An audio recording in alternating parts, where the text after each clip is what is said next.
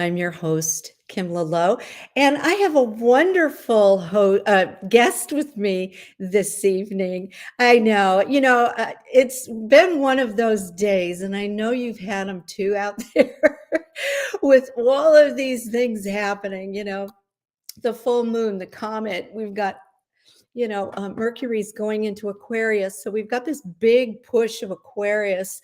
And wherever it is in your chart, I'm sure it's finally starting to get a heartbeat there and starting to go. And it brings out all of your uniqueness. It brings out the best that you can be because, you are so unique.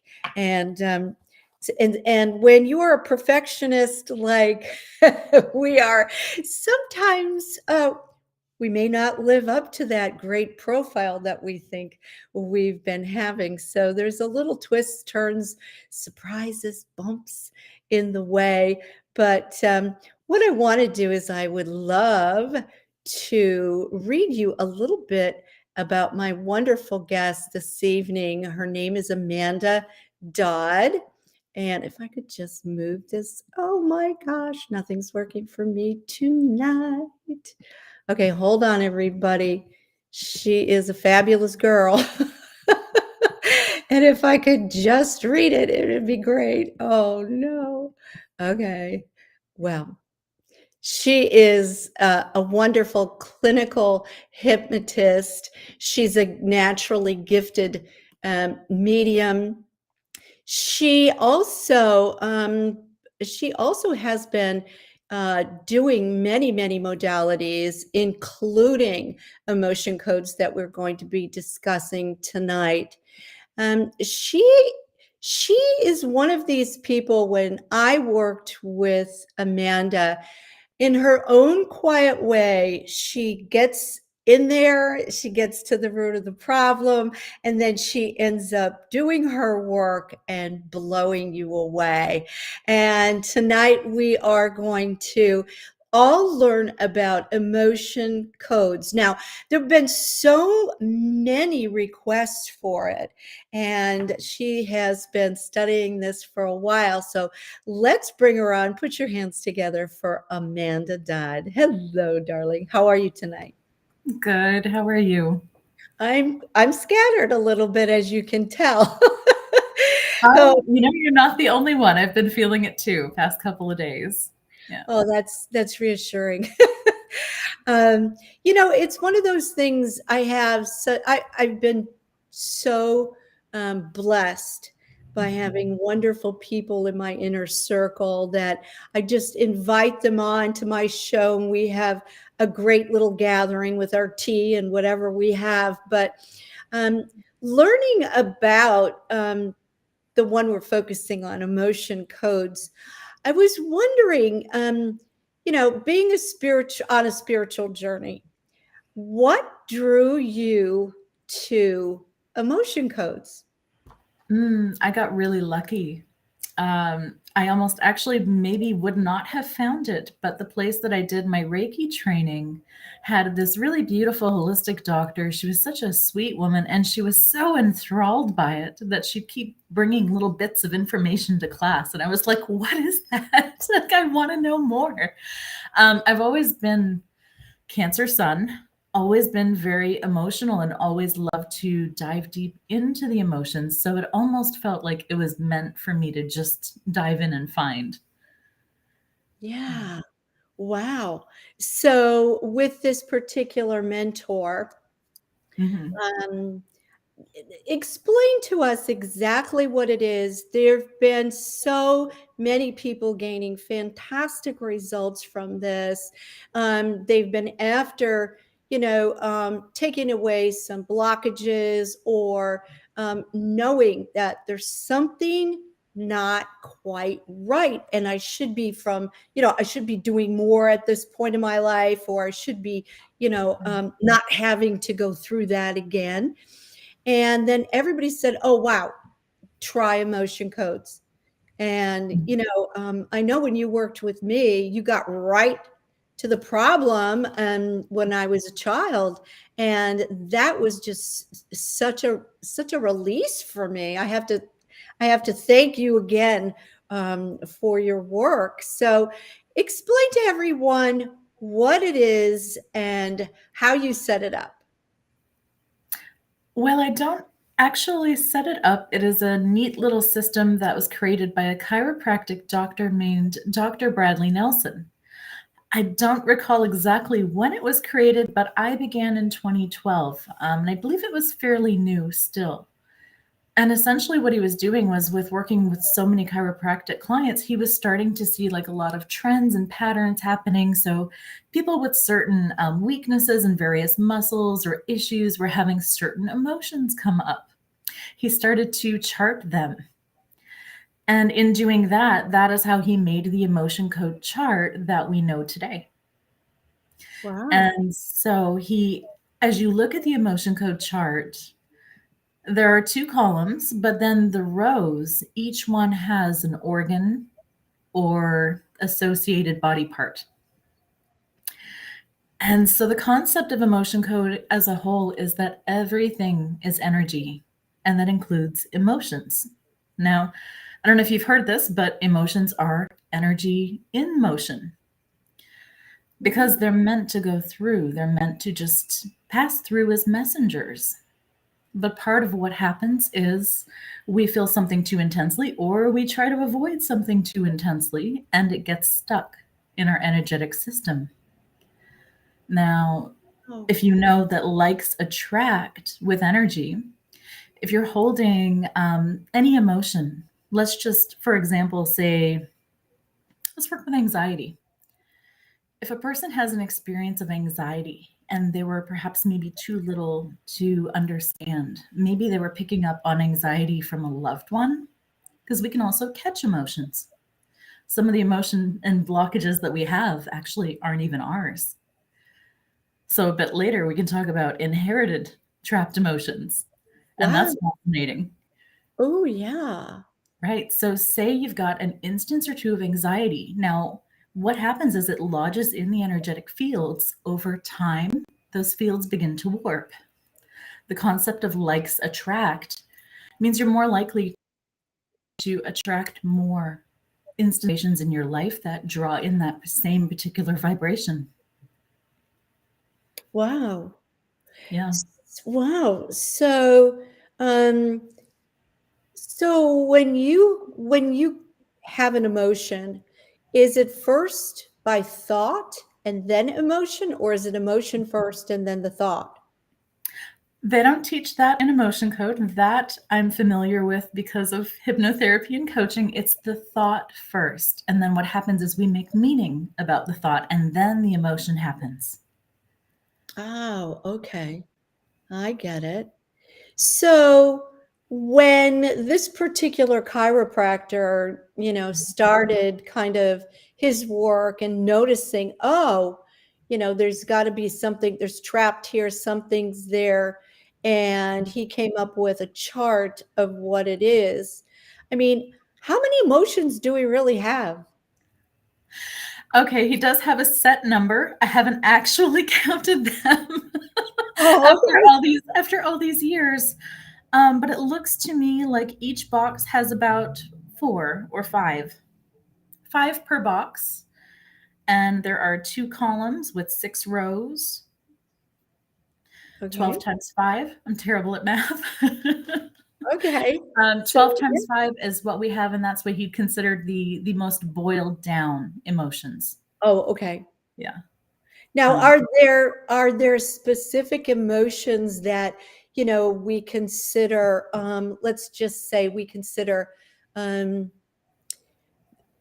when we have emotion, we would consider that to be trauma? there are some. There are also some emotions like overjoy. Have you ever been so ecstatic that you were just brimming and bubbling over and you didn't know what to do with it? That's overjoy. That could Yeah. also get stuck. Oh, okay. Energy, right? So whether it's a joyful or pleasant emotion, or what some people call negative emotion, it doesn't matter. Both can become trapped. In my opinion, there really are no negative emotions. There are no positive emotions. They are just emotions. They're just messengers for us to be aware of. Okay, now I know. Let me make some choices. Oh, okay. All right. So, they're little indicators of some clarity coming through. Now, how long can these emotions get stuck in your body? Like forever? Well, as I mentioned, there are inherited trapped emotions. Now, an inherited trapped emotion can come from our ancestors the same way that we pass down DNA. So when you look at like Dr. Bruce Lipton's work and how the cell can take on, and then there's, the role of genetics. So we can actually pass on inherited trapped emotions. So if you look at people who've had family members who'd survived in Auschwitz or some of those larger big traumas in the collective, they do actually tend to pass down some of that as well. Now, the Wow. beautiful thing about emotion code is you can heal forward as well as backwards. So when I'm working with a client, not only are we resolving it for the client, if it's inherited, we're going back however many generations that we need to clear it, as well as forward for their kids and their kids. Wow. Yeah. Wow. Right? It's kind of a bit of a quantum healing modality, and I don't think it gets enough notoriety for what it does. Yeah, Yeah. absolutely. So, what's the difference between emotion codes and Mhm. then quantum hypnosis? What's the difference between those? I would say, just because I am that hypnosis junkie that I am, I would say they're similar in that they both work with the subconscious mind. And that's why when we're navigating the emotion code, we're muscle testing, because that's the quickest way to drop into the subconscious and say, hey, what do you have going on? Tell me your story.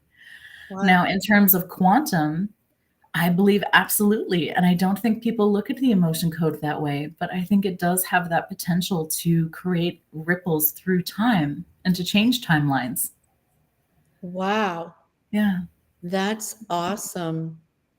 So, I'm kind of looking at this and thinking to myself, there's so many let's just say traumatic things or shifts in life or um, uh, just things you have to get used to. And really to release a lot of these trapped emotions Mhm. that are in the body, is it necessary to do body work, or is it necessary just to go into like the subconscious kind, or Yeah. do you just make people aware of it and then they zero in? What's the process of the work? So there is a secondary modality I should mention. After the emotion code, which has a bit more to it, he also created the body code. And the body code includes a whole lot more to it. And some of those will actually let you know, oh, this person needs chiropractic, this person needs massage, this person is ungrounded, or whatever else they may have going on. It could be something like a parasite. So they can actually get very, very specific. The emotion code specifically, it's just the emotions.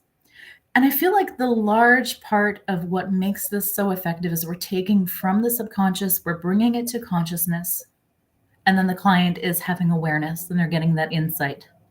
And then they process it. So do you hypnotize people when you work on them? I don't, although I have actually played with the emotion code in hypnosis. That's just a me thing who loves to explore. Typically, a standard emotion code session is not needed. You just invite the client to be present. Some people like to do their muscle testing in person, so they're actually working with the client. I tend to do most of my work via distance, as you well know, because we've always been in different states. Yeah. I tend to actually love just working with either a pendulum or a sway test. And I recommend this to clients for doing their own self care because it's like training wheels for intuition. And I actually really developed my clairaudience very strongly as a result of doing the emotion code. Wow. Yeah.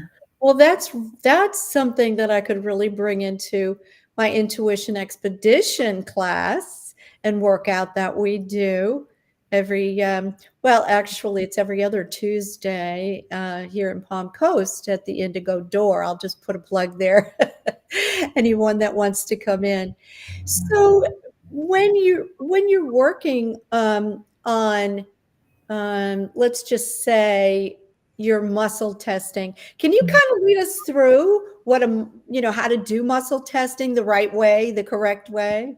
There are a lot of techniques, and I definitely don't know them all. I have one mentor in my life. She loves to do the ring test, which is you take your two fingers just like this and you kind of loop them. Yeah, I think yours is maybe a little more visible, but you loop them and then you have the intention to do your testing. And then as you are testing, the strongest one is the one that's going to give you the answer. So that's one form. There's also the sway test, which is usually what I teach clients because it's just the easiest and most effective. And for that one, you can do it anywhere. It's really discreet. You could be in the grocery store discerning if you need a certain supplement, if a food is going to work for you, and just be doing that in your body. And so the sway test, you are standing in a very grounded, aligned way, typically standing, but Yeah, you get the idea. And so shoulders back down, aligned, and then you want to bring the question to your mind or think of something positive. So something that clients often do is I get them to test their name. So you'll say, my name is Kimla, my name is Kimla, my name is Kimla. Notice how the body moves. Do you feel a pull forward or a pull backward? Then you test the opposite. So then you would say, my name is Amanda, my name is Amanda, my name is Amanda. Notice what your body wants to do. It's the subconscious answering. And that's why it works, whether it is the sway test or the ring test or the pendulum or any other kind of muscle testing that you like. Wow. Okay. So I knew a girl, and what she did is she always put her hands behind her back. Was that the ring test she was doing, or? No, because the ring test, typically people do it frontward. So it's again, you're asking that question. But when I'm beginning a session, I start out with actually creating connection. So because I do most of my sessions proxy, I ask the client to connect first. I have that intention, and then I test to see if connection is in fact made. Oh, wow. Okay. And then we begin. Yeah. And so do you go through their whole life, like when they were born, or do you begin when they are, being carried by their mother, or where exactly do you start? Well, a lot of people like to come for a very specific reason. Something that happens within the emotion code is the possibility of having a heart wall. A heart wall consists of a grouping of trapped emotions. And as you know, when we have something in our energy field, it can begin to distort the energy if it's been there for a long time. Just to answer Maria Morales's question, she'd asked, so these emotions that are trapped, can they resolve into physical conditions? They absolutely can, because they warp the energy field. So anything that is in our energy does eventually manifest into the physical. So as we remove the trapped emotions, we're unwarping the fields. And that's what makes the change. We change it energetically first. Oh, and then okay. it comes into the physical. And then I went off on a tangent and I lost myself. That's what happened. There's just so much. But so like a heart wall, someone might come in and say, hey, I'm noticing that when I'm trying to connect with people, it's not really working. I don't feel like people are seeing me. They're not hearing me. I'm not getting the level of intimacy that I really want. And so we'll actually test for a heart wall. For someone who comes in for pain, I would then look for the specific trapped emotions that are tied to that pain. But if someone was just coming in and they were unsure, because oftentimes I do these at a fair and we don't do the whole session, we just do a quick 10 minutes. I take whatever is coming up for them in the moment, the most prominent thing that's able to be released. Right. And I mean, from working and you know, from being a practitioner with the emotion codes, when they come up to you, do you have a sense of immediately knowing, uh, you know, they're blocked in their knees or they're blocked in their, solar plexus, or do you get a feeling right away? I didn't initially, but the more that I do the work, again, like I said, it's like training wheels for intuition. I did find that I began to tap in more deeply. And so it's not always a sense of being pulled to an area of the body. Sometimes I'd pick up on the emotions themselves. Other times I notice other little patterns that are kind of sticking out, or like an archetype, or I see it clairvoyantly, Oh, just something kind of coming forward. yeah. Well, you Yeah. have you've got a lot of natural gifts, in your tool belt too. You're a natural medium, and and you have such a high level of psychic ability. So I would think that it all kind of starts, you know, doing the wave. It does kind of blend over time. And Yeah. the other day I was at the fair and somebody sat down and I hadn't met him before and I heard his name in my mind before he even told me his name. I'm like, oh, Jeff. I Wow. didn't say it out loud. It's too bad. I should have. That would have been fantastic.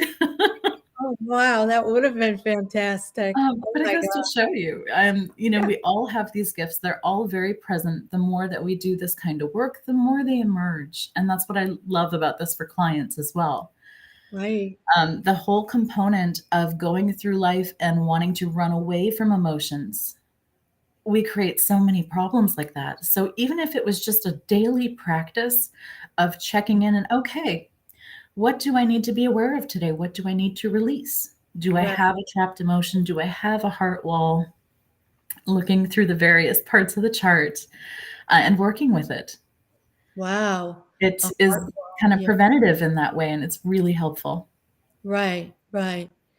So, I mean, I don't know if you've ever, really gotten into this one yet, but um, is someone who is experiencing wanting to leave the planet many times in Mhm. a trauma where they love the people around them, they love their family. It's just they can't explain why, but they just keep the attempts going. Yeah. And no matter what kind of help, therapy, that they're getting, Yeah. so there's something trapped there. Yeah. Absolutely. Yeah. Absolutely. So the first thing in that situation that I might do is I would ask if it was their whole life or if it began at a specific point. If it was their whole life from the earliest they could remember, I would possibly be looking at, is this an inherited trapped emotion or is this an emotional resonance that they picked up? Is this Wow. one of the emotions they caught from someone nearby? Wow. As you know, when we're children from 0 to 5, we're little sponges. We're just out there absorbing everything. And so Mm. when we witness mom, dad, or grandma, grandpa witnessing, having a bad time, we're suspect to that. We are close in proximity. And if you're an empathic child, then of course you might possibly have absorbed that and it might not even be yours. So that's the first thing that I would look at with a client to see, okay, where does it come from? And if we didn't resolve it with emotion code, which most of the time I believe you can, I would also be curious about a heart wall. Like I was Mm. telling you, it's that collection of emotions that have kind of happened together. Now, trapped emotions can happen individually, they can also happen as a tiny cluster too. So, say somebody witnessed something really traumatic or terrifying, they could have multiple emotions hit at once, and it just overwhelms the system. Energetically, we get blocked. We can't move. Right. And sometimes you're just not even aware of it, Right. because you've buried it deep down inside. And so, it's kind of us up to the practitioner to be a little detective and go in Mhm. and see where that blockage would be, and to dissolve that.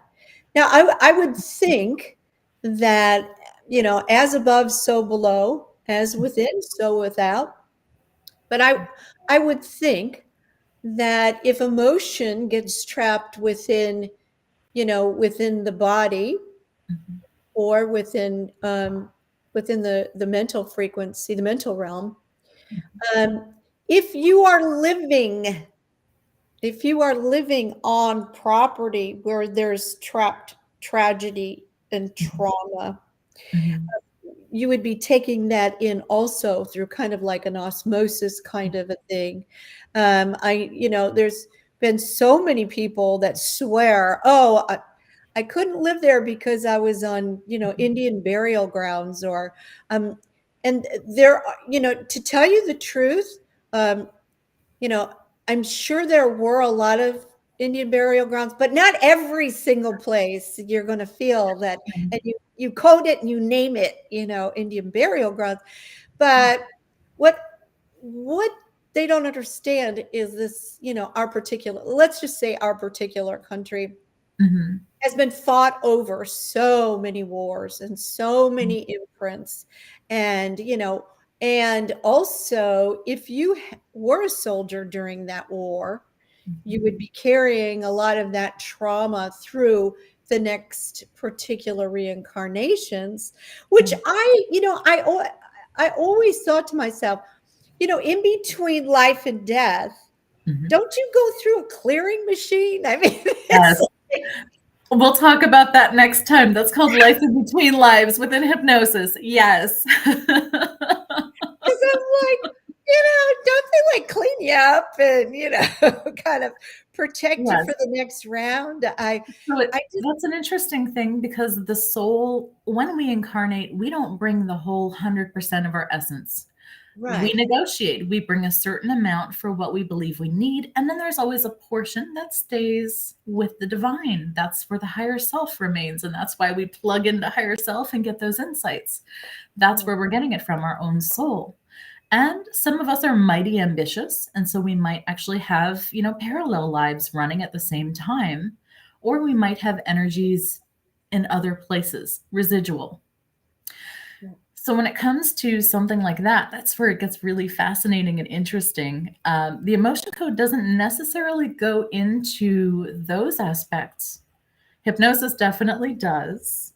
mm, With emotion code, it's more, but we can actually clear places. I've done that before. I've cleared people's pets. I've worked with children, with seniors, and they don't have to be participating in the session, just as long as they are approving of receiving the session. right. Yeah, but you can clear places. So it does make for some interesting stuff to come up.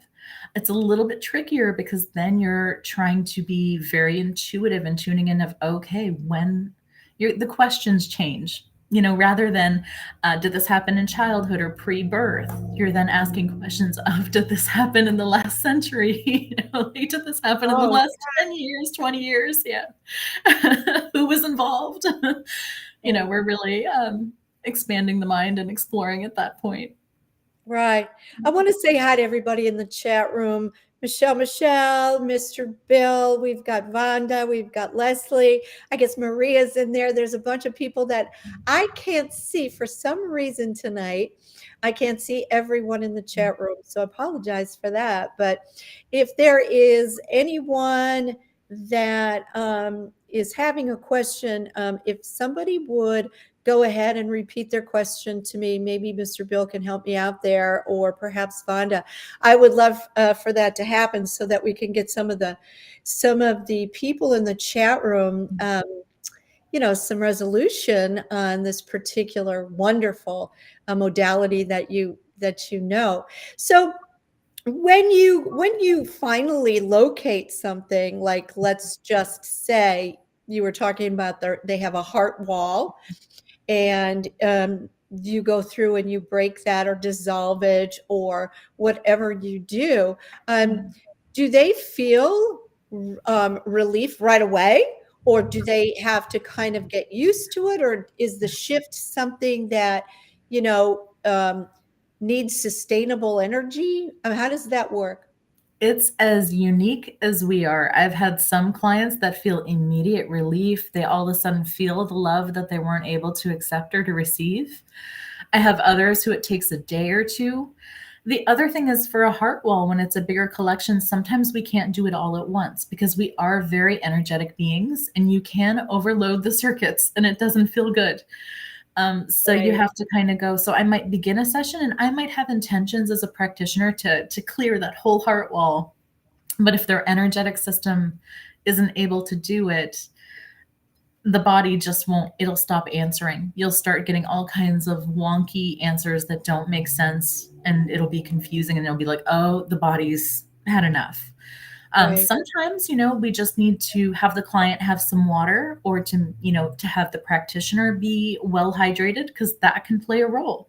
But it just goes to show you how energetic we are as beings, that hydration matters on Yeah. both ends when you're doing a session. Well, water is a conduit for electrical energy. So that's exactly right. Yeah. So I do often tell clients about processing time, and that's the time that in the next couple of days, what their body might be going through. They may feel a little more emotional, or they may feel wonderful. Either way, they need to proceed kind of mindfully, be conscious, and make a little bit of space. If memories come up, I recommend they journal about it, Mhm. explore it, get more meaning. I also recommend they have an Epsom salt bath and a Yeah. good sleep. Yeah. Yeah, that's great, the salt. Mm, So, when you're kind of diagnosing these generational patterns, mm, whether I mean, I've seen a huge shift in just abuse, whether it's mm, physical or whether it's verbal or whatever all of that is. I just feel like there's a lot of generational mhm, disrespect, and mhm, this could be in many many forms. So um, if you're working, let's just say, with a daughter, and mhm. she's saying, I need to clear this because I am imitating, you know, Yeah. my mother's behavior, and it was my grandmother's behavior. And so when you start to work on the daughter, Mhm. does the chain start working right away? Like the mother will feel it as well? Like Yes. right away? Ah, For some people, it's within 24 hours, but usually they can pinpoint a change. So I've had some clients who've called their loved ones, double checked. Some have had loved ones deceased, and even though they were deceased, it's still cleared, and they ended up getting a message from their loved one in their dreams or later on. So yes, it goes all the way back, and it goes all the way forward, and we get to actually witness it. It's amazing. wow. Yeah. There's the wonderful new things with this age of Aquarius. Um, so yeah, and Mercury is entering Aquarius on Saturday. So the thought patterns, communication, commerce, everything is going to be revving up about humanity and what's good for humanity, whether it's healing or whether it's Yeah. raising the frequency, eating better, whatever that would be. Also protecting humanity and bringing back the sovereignty of the soul, Yeah. which is, I think, going to be really a priority. The more that we are aware of the galactic explorations and the galactic travelers that we have, um, it just seems to me that we are going to all learn not how to heal ourselves, but also how to protect ourselves from any more trauma or from anything else coming in. Okay. So when you diagnose the trauma, you dissolve the trauma. Is there something I just want to say? Is there like a little energetic bandage that goes in there, or a little protection thing that you Right. do? So I personally do. It is not necessarily taught with the modality, at least not when I learned back in 2012. But I always tend to fill it with light or with Reiki just so that when you're creating a vacuum, You don't want a nice open space for something to crawl in. You always want to have it kind of sealed off and cleared. Yeah. Right, right. What Um, is fun is that people have practiced on animals and they don't understand what's happening, and yet results. wow, People have done it with horses, with dogs, their cats, you name it. It's wow, amazing. Yeah. wow. Yeah. So let's just say somebody comes up and says, "I'm totally allergic to cats, and Mm. my daughter wants a cat. They want Yeah. kittens. Blah blah blah blah blah. What do I have that makes me react to whatever the cats have, so that they can, have their kittens, and I don't have to walk around like a mess for the rest of my life." So, Yeah. is that possible? Yes. I've actually helped people with that as well. Yeah. Wow. Usually there are some memories that come up. If I can't get it all with the emotion code, then definitely with hypnosis. Within the body code, there is actually a concept called an idea allergy. And often that is something that has happened, that's taken place, is that they're so mentally resistant to something that they've formed an intolerance to protect themselves energetically. Right? What? Yeah. And Wow. you can clear them. So it's not like you're going to have a session and you're immediately going to go get that cat. You're still going to need a couple of days processing time. Your practitioner is going to want to double check to make sure that there's nothing else lingering, that we got it all. And then typically change, though. Yeah. So I would think that this would be the same thing if somebody was scared of heights, or, you know, scared of the ocean, or Yeah. something, or swimming or something like that. Yeah. Yeah. Wow. That's amazing. Well, we have something brought up here in the chat room I want to bring forward, from Miss Vanda. And she says, "I feel a lot of ancestral trauma is still connected to me, even though I've done a lot of healing work. What would you suggest?" Either you can begin to practice on yourself. The book is still out there, and you don't need to be a certified practitioner to be doing this work for yourself or for your loved ones. So you could read the book, learn the gist of muscle testing, and begin to self practice and have that intention for yourself of, I'm, body, subconscious, take me to this place where ancestral trauma is stored. Do I have anything stored? Wait for your answer, yes or no. Are there trapped emotions? Is there an energetic resonance? Is there an inherited emotion? And then you peel through it and you release everything you find, as much as the body is willing and able to tolerate that day. You don't want to overload the circuits, because if you fry them out, let me tell you, I was a very ambitious practitioner when I first started, and I would push myself very hard because I was pretty sure that I could take it. And I found out that I actually needed to have a multi-day nap after, because I had just burned them out. And it was rough. It was a little bit rough to bounce back from. So be gentle with yourself, but you can have a simple daily practice checking in for 1 to 3 emotions a day and just see what's there. And even as you're releasing, even if it doesn't feel like a lot, there are going to be shifts that happen, and it's going to start to fall into place, and you'll see it pretty quickly, and you'll see it within your loved ones too. Yeah. And possibly get those dreams of validation from those who've passed. Wow. Yeah, we do the same thing with feng shui. Um, and there are very ambitious clients out there that, I want to get the whole list of stuff. I want to rearrange my house. I need to get this. I need to get that all in, one day. And yeah, especially if you've had, a very hard time lately, and especially for the elderly, you have to give them increments of shifts, not more than 3 at a time, because yeah, the body just cannot handle it.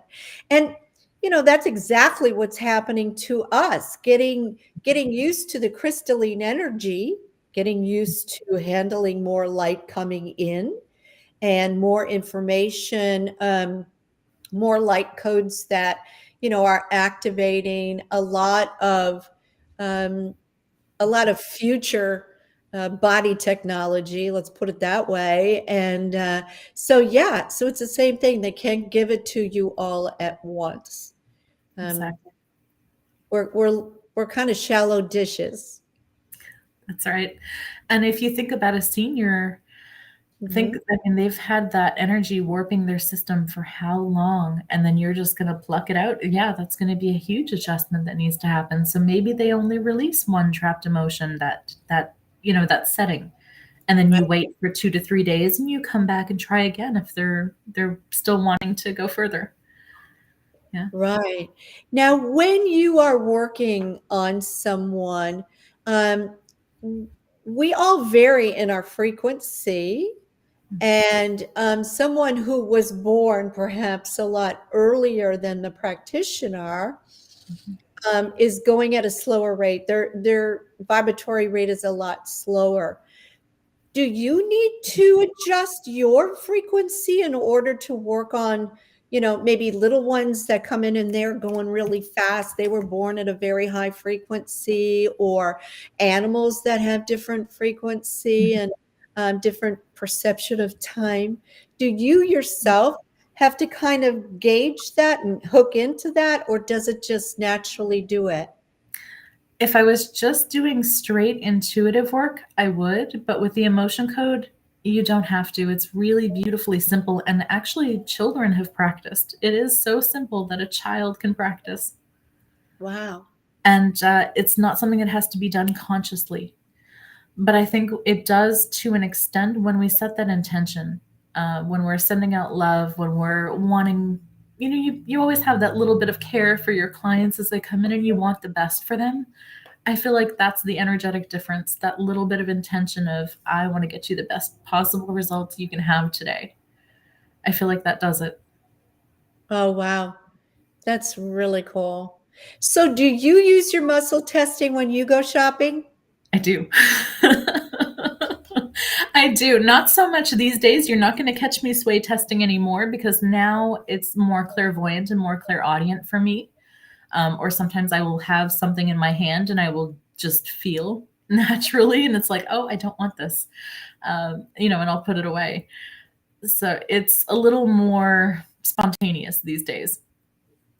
So incorporating the muscle testing in everything we do, whether it's, you know, buying a house or buying a potato or whatever you're wanting to bring into your inner circle, and doing the back and forth and also the ring thing. Now, clear this up for me, because if you want it goes out, or if you wanted it you can't do it.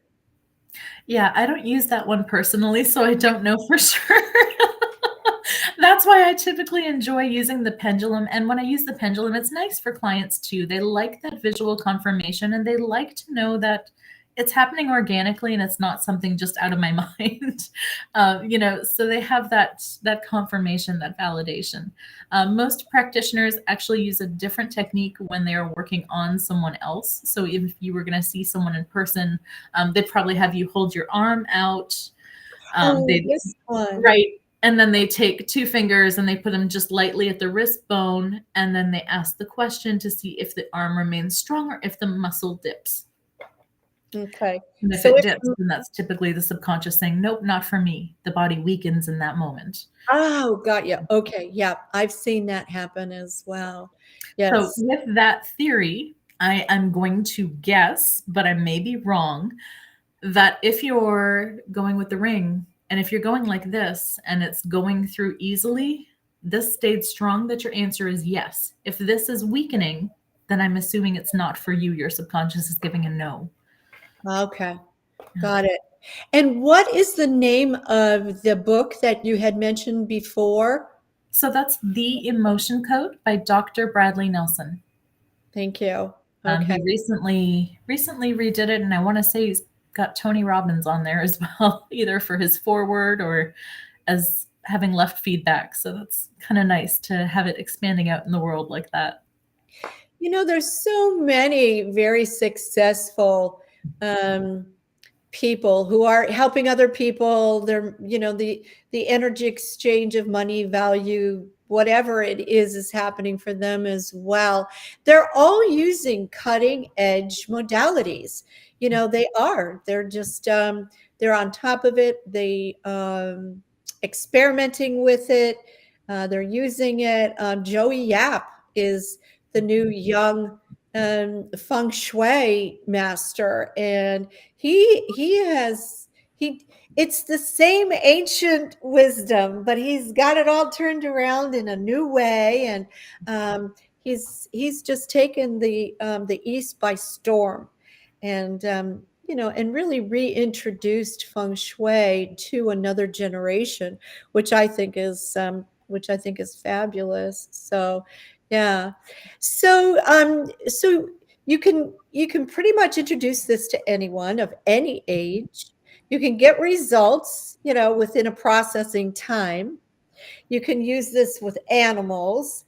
Why aren't we doing it like everybody doing it? We like tangible physical things. We like to see it. And it's one of those feel it, then, it's one of those believe it, then see it kind of things. And that's a hard thing for humans. When we're on the other side or in the higher realms, that's naturally what we do. But when we're here, everything is so physical and tangible that to not be able to take a pill or consume something, we don't always understand how it works, and it has a lot of mystery around it, and that creates a lot of doubt. Yeah. Yeah. Yeah, I understand. Yeah. I think just to be dealing with unseen energy, I have since I've been a child, and Yeah. and I have to remind myself, not everybody does, not Right. every, not everybody does that, or sees the things, that most people cannot see. Um, but if anybody wants to get a hold of you and have a wonderful session, um, let me just tell you a little bit about how this wonderful lady helped me. My father passed away when I was 11 months old. Now, if you can remember when you were 11 months old, you got it all over me. But I did not. And um, I saw my mother as a complete mess, and my brother and sister, and we were not living within the tribe of the family. We were out of state when this happened. And my life was never the same. It was just never the same. Not only that, but I never had an active memory of my father. And through all of this, I was always, I never felt at home. I never felt thoroughly happy or satisfied, or, I was always missing a piece. It always seemed like I was missing a piece. And this beautiful lady took me back and pointed all of this out for me so that I could overcome this grief and overcome the shock and the trauma, so that I was able to move forward. And in some way, we're talking about the past so much, but in some way, I believe I moved my children forward as well. Absolutely. Yeah. Absolutely. Because so if you had those trapped emotions within, you had your children that got passed down through DNA and all of the genetic materials. Absolutely. That's what I said. It works forward, it works backward, and we don't actually even have to think about it consciously. It just is happening. And so allowing and then just bearing witness. Yeah. Yeah, it seemed so easy at the time. It just seemed so easy at the time. But it really did solve a lot of it, aligned me, I think, is what I'm going to say. I And feel like that experience has happened for a lot of clients, particularly when they come in and they're already skeptical. So they're not really looking for the benefits. And then all of a sudden they see benefits and they're like, wait a minute, where and when did this change? Where and when did this happen? And they dial it back and they're like, oh, I did try that one weird thing. might be something there. Exactly, Yeah. exactly. So it was, yeah, it was quite quite a very calm, easy process, but the results were really there, undeniably there. And she also does many, many things. One I have to mention, she's a toe reader. Yes. You just like, I can read faces and hands. She reads toes. And talk a little bit about that. I don't do it as often these days. And actually, it wasn't something that I inherently came out with. I was trained. When I had taken my education in school, there were complimentary classes. The creator is actually C.K. Miller. And she's lovely to listen to, very wildly intelligent, free spirited woman. I'm so grateful that she made the school and that I got to take the classes. But we can actually see what's happening with the chakras. We can see what's happening with the elements within the toes. We can see archetypally what is happening.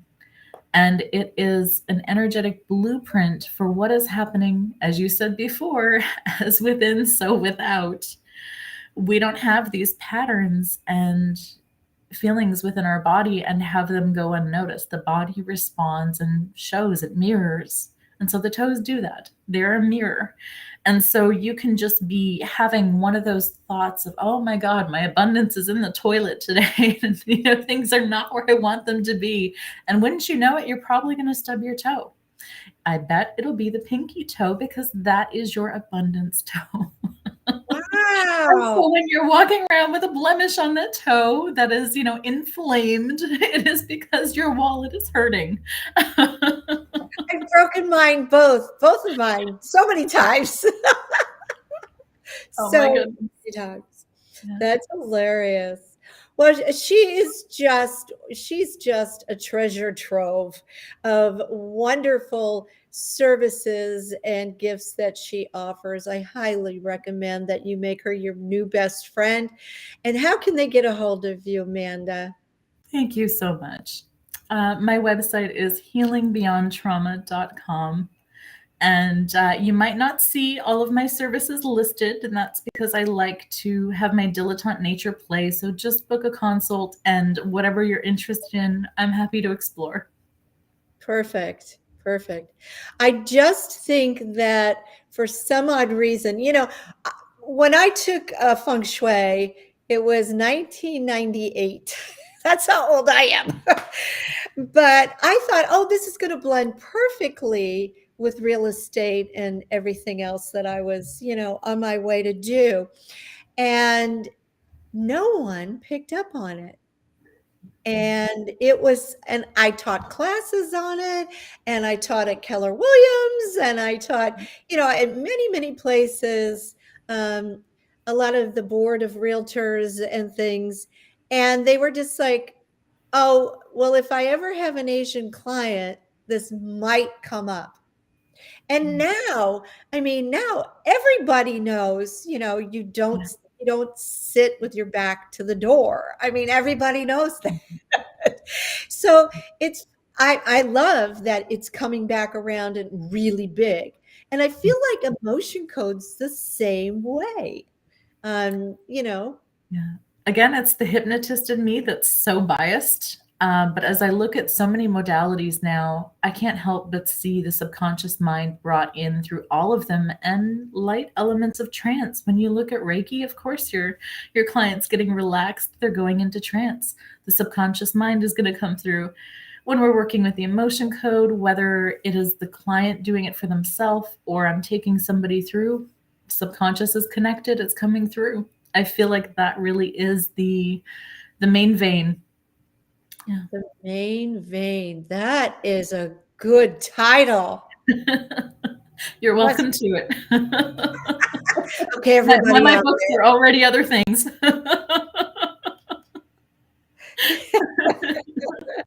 Oh, that's awesome. Well, the subconscious and the conscious, it's kind of like, wow, mainstream now, right? I mean, You'd be getting surprised. There are some people who still don't understand that language. Yeah. And Yeah. I'm guilty of shop talk all the time. So you're always Yeah. welcome to pause me and say, "What is that?" Yeah, absolutely. And, there's a lot of technology coming down the pike. It is, well, this year is sort of what I like to call a bridge year. It's the last year of the earth element, and the number 8. And now we're going to be going into the number 9, and it's going to be the next 20 years, but it's going to be the fire element. What feeds fire? Wood.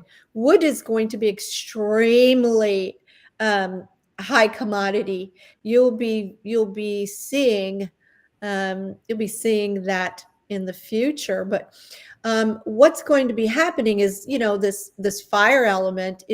It relates to inspiration, enthusiasm, what sparks you, but also rockets, right? I mean, we've been seeing it happen, and and having all of this technology coming down to us, we will be able to literally see these different inventions that can connect to the subconscious. So we can see it. It's a visual, in other Yeah. words.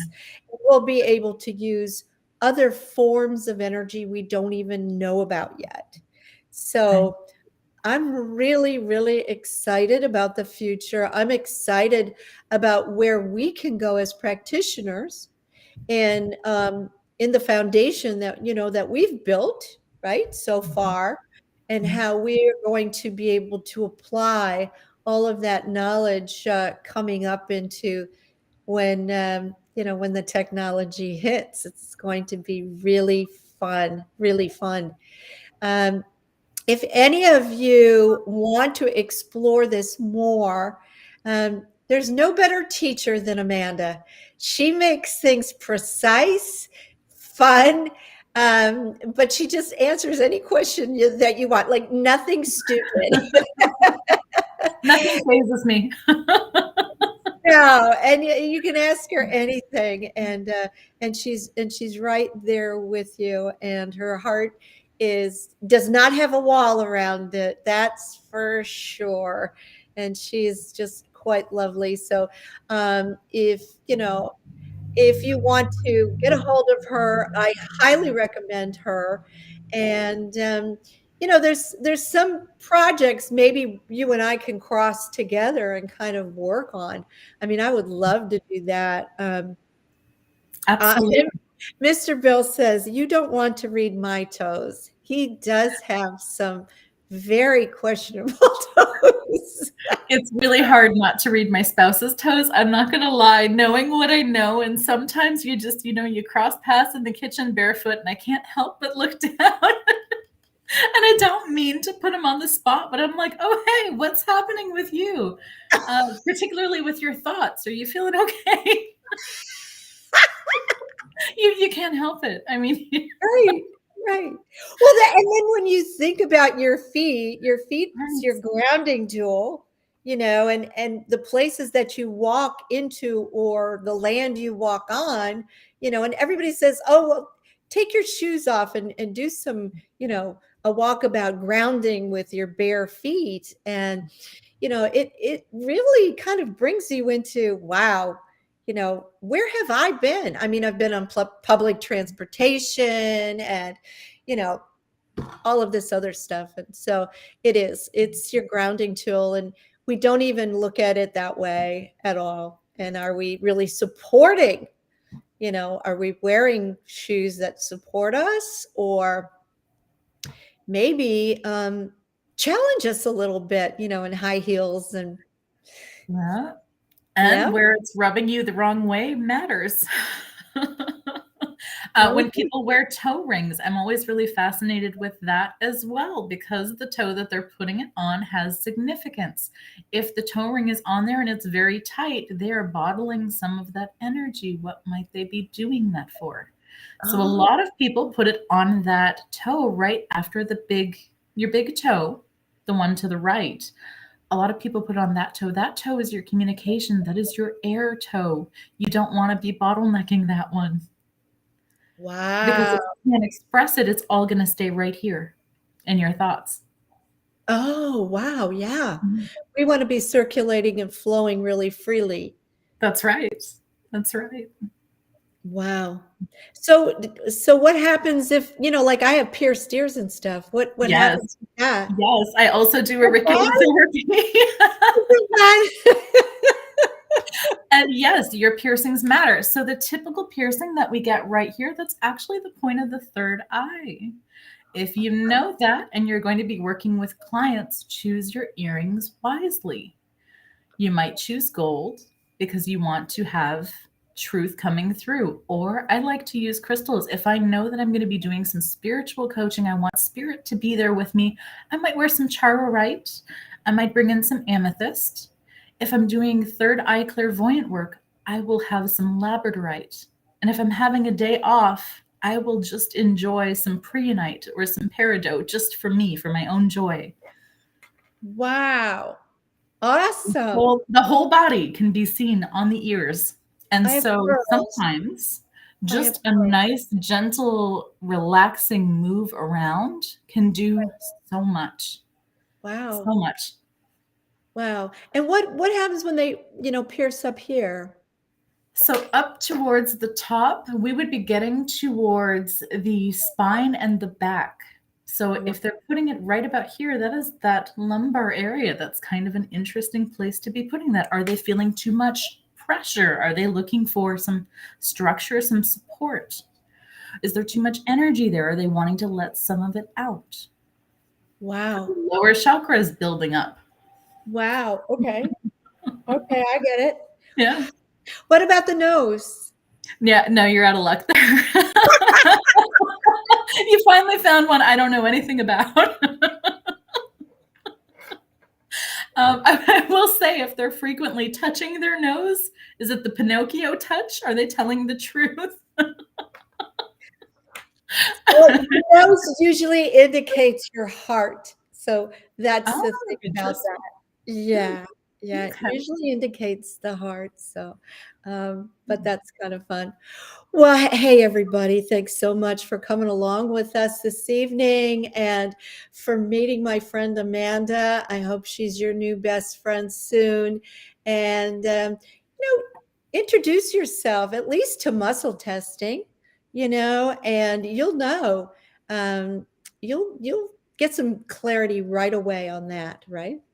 And Yeah. even if you don't begin with muscle testing, feel your emotions, journal about them, talk to them. Anybody can do that. It goes a long way. Exactly. And please know you're never alone. You're never alone. We're here to help, and so are your guides, your angels, your tribe. And until next time, may the angels protect you and guide you. Thank you, Amanda. Good night, everyone.